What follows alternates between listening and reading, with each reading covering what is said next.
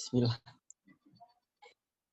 Assalamualaikum warahmatullahi wabarakatuh. Perkenalkan, nama saya Diki Maulana Kaeng dari kelas A3 jurusan Vokasi D4K3 dengan nomor NPM 20705252712.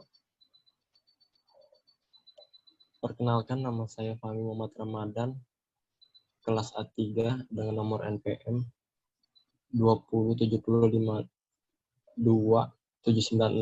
dengan jabatan Direktur Utama. Oke, di sini saya dengan jabatan Surveyor KHSE.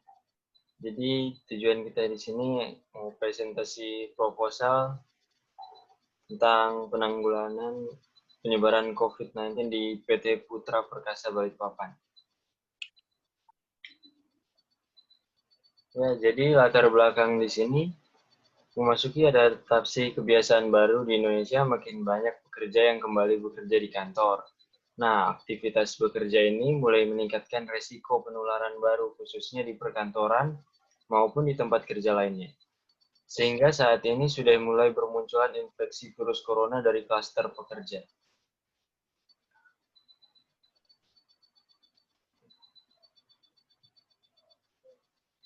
Bagus saja kan koneksinya?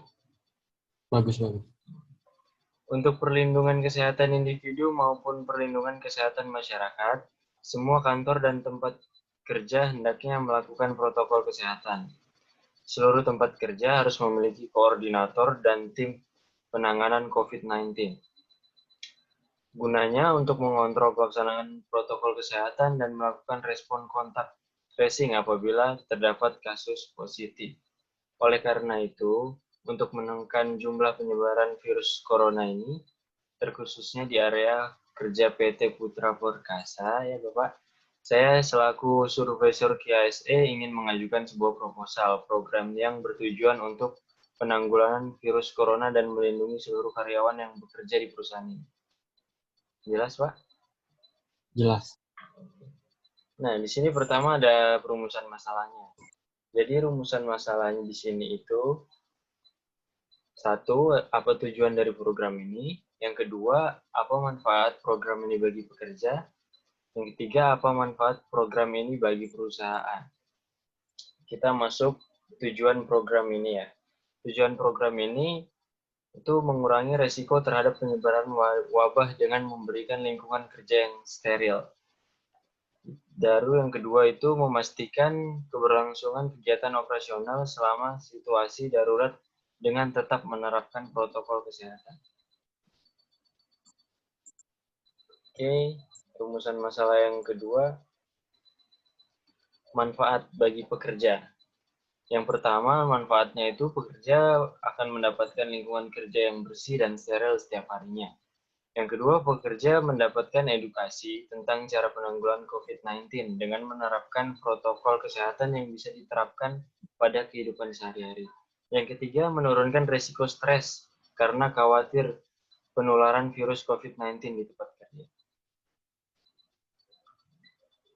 Manfaat program ini bagi perusahaan, dengan adanya program ini, perusahaan telah menjalankan peraturan dari Menteri Ketenagakerjaan Ida Fauzia yang telah mengeluarkan surat edaran atau SE nomor M304/2020 tentang perlindungan buruh atau pekerja yang kelangsungan usaha dalam rangka pencegahan dan penanggulangan COVID-19 ini. Peraturan tersebut meminta gubernur memerintahkan setiap pemimpin perusahaan di daerahnya untuk melakukan 3 hal pokok.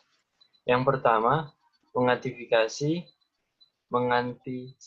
penyebaran COVID-19 pada pekerja atau buruh dengan tindakan pencegahan seperti perilaku hidup bersih dan sehat, serta program keselamatan dan kesehatan kerja atau K3. Yang kedua, membuat rencana kesiapsiagaan menghadapi pandemi COVID-19 ini dengan tujuan memperkecil risiko penularan dengan tempat kerja dan menjaga kelangsungan usaha.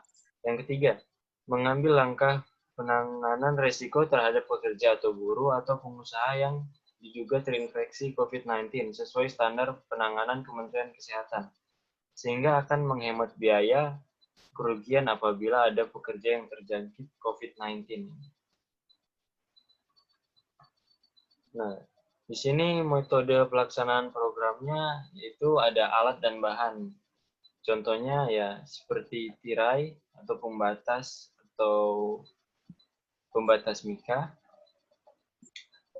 sprayer disinfektan, cairan disinfektan, sanitizer, hand soap, wastafel, dan termogan, masker atau face shield, dan sarung tangan. Metodenya, pembatas mika dipasang di meja ruang publik. Pengecekan suhu tubuh dilakukan setiap pekerja masuk dan pulang. Penyemprotan disinfektan akan dilaksanakan setiap hari selesai jam operasional perusahaan atau selesai jam bekerja. Penempatan hand sanitizer di pintu dalam ruangan atau dekat meja pekerja. Penempatan wastafel di setiap area kerja. Kegiatan yang dilakukan. Memastikan ruangan yang benar-benar dapat menjamin jaga jarak atau pembatas mika pada ruang publik. Memastikan pekerja dalam kondisi yang sehat. Sebelum memasuki ruangan wajib melewati prosedur standar adaptasi kebiasaan baru yang meliputi cek suhu tubuh dengan menggunakan termogan, mencuci tangan, kemudian memakai masker atau face shield dan sarung tangan apabila dirasa perlu. Menyemprotkan disinfektan untuk menjaga kebersihan area kerja sekaligus mengecek sirkulasi ruangan. Menempel hand sanitizer di dinding dekat pintu untuk karyawan agar menjaga kebersihan tangan saat memasuki ruangan kerja. Meletakkan wastafel di pintu masuk kantor, di dalam ruangan, dekat kamar mandi, untuk mencuci tangan karyawan sebelum memasuki area kerja atau selesai melakukan aktivitas. Kemudian jadwal pelaksanaan. Kegiatannya yang pertama itu ada penyemprotan ya Pak, dengan jadwal setiap hari selesai jam kerja yaitu pukul 4 sampai jam 6. Alat yang diperlukan dan bahan itu 1 botol disinfektan yaitu dengan 4 liter ya. Kemudian sprayer, masker, dan sarung tangan. Tempatnya di area kerja dan tempat produksi. Yang kegiatan kedua, pengisian hand sanitizer atau sabun cuci tangan. Itu dilakukan setiap hari juga, selesai jam kerja jam 4 sampai jam 6. Alat dan bahannya yaitu 1 botol hand sanitizer dengan isi 500 ml. Kemudian 4 sabun cuci tangan dengan isi 185 ml di tempat wastafel dan area kerja. Kemudian cek suhu pekerja masuk dan pulang. Jadi setiap pekerja yang masuk ke ruangan atau ke kantor itu harus dicek dengan suhunya. Setelah itu mereka jam pulang mereka juga akan dicek dengan termogan. Alat dan bahannya itu butuh 2 termogan di tempat pintu masuk dan keluar kantor. Selanjutnya ada biayanya, Pak. Di sini biaya bahan sekali pakai. Bahan sekali pakai di sini ada cairan disinfektan, jasmine liquid dengan isi atau berat 4 liter. Pemakaian per hari 1 buah, pemakaian per bulan 26 pieces atau 26 buah. Harga satuannya itu 60.000, harga per bulannya 1.560.000, biaya per tahunnya 18.720.000. Kemudian ada sabun cuci tangan dengan pemakaian per harinya 4 buah, pemakaian per bulannya 104 buah, harga satuannya 10.000, harga per bulannya 1.040.000, biaya per tahunnya 12.480.000. Kemudian ada hand sanitizer untuk membersihkan kuman tangan dengan isi 500 ml, itu pemakaian per hari 1 buah, pemakaian per bulan 26 biji atau 26 buah. Harga satuannya 30.000, harga per bulannya 780.000, biaya per tahunnya 9.360.000. Di total biaya per tahun itu sekitar 40.560.000, Bapak. Jelas, Pak? Jelas. Oke, kita lanjut. Ada biaya alat di sini. Biaya alat sekali pakai, yaitu di sini ada masker lapis dengan brand iCare, pemakaian perharinya 10 pieces, pemakaian per bulannya 260 piece, harga satuannya 1.500, harga keseluruhannya 390.000, biaya per tahunnya 4.680.000. Oke, di sini juga ada sarung tangan dengan brand yang sama, iCare. Pemakaian per hari 10 piece, pemakaian per bulan 260 piece, harga satuannya 2.250, harga keseluruhannya 585.000, biaya per tahunnya 7.020.000. Kemudian ada face shield. Untuk pemakaian per harinya itu tergantung apakah perlu atau tidak. Pemakaian per bulannya 10 piece, satuan harganya 15.000, harga keseluruhannya 150.000, biaya per tahunnya 1.800.000.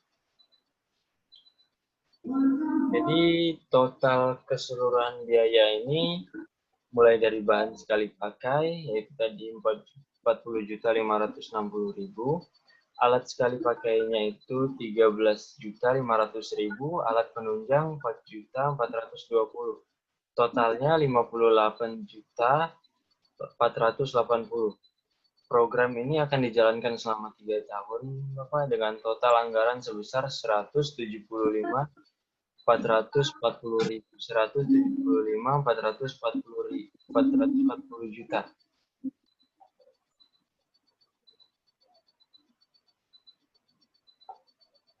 Oke, jadi untuk merubah perilaku yang belum pernah dilakukan sebelumnya dalam adaptasi kebiasaan baru tentunya membutuhkan proses. Selain kesabaran, kedisiplinan, protokol kesehatan perlu untuk diingatkan bagaimana terus-menerus dengan semangat. Sekian usulan program penanggulangan penyebab COVID-19 di lingkungan kerja yang dapat saya ajukan. Besar harapan sebagai supervisor KISE bahwa proposal ini akan disetujui. Kami sangat terbuka dengan saran dan kritik yang diperlukan guna memperbaiki proposal kegiatan ini. Sekian dari saya, salam sejahtera untuk kita semua. Atas waktu yang telah Bapak berikan kepada saya untuk menjelaskan proposal ini, saya ucapkan terima kasih. Bagaimana Bapak? Ada pertanyaan? Untuk manfaat program yang dari Bapak ajukan ini, apa keuntungan dari perusahaan? Oke, keuntungan untuk perusahaan yaitu untuk mencegah adanya karyawan yang terkena COVID-19 ini.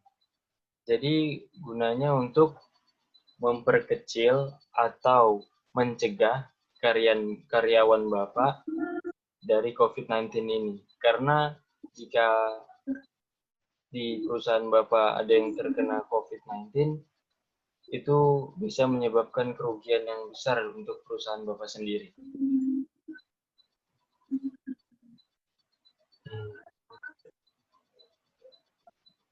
Untuk manfaat bagi para pekerja di perusahaan saya itu apa? Manfaatnya Contohnya. tadi sudah saya jelaskan Bapak di sini. Manfaat program bagi perusahaan Bapak. Yang pertama, mengantisipasi penyebaran COVID-19 pada pekerja Bapak dengan tindakan pencegahan seperti perilaku hidup bersih dan sehat serta program keselamatan dan kesehatan kerja atau K3.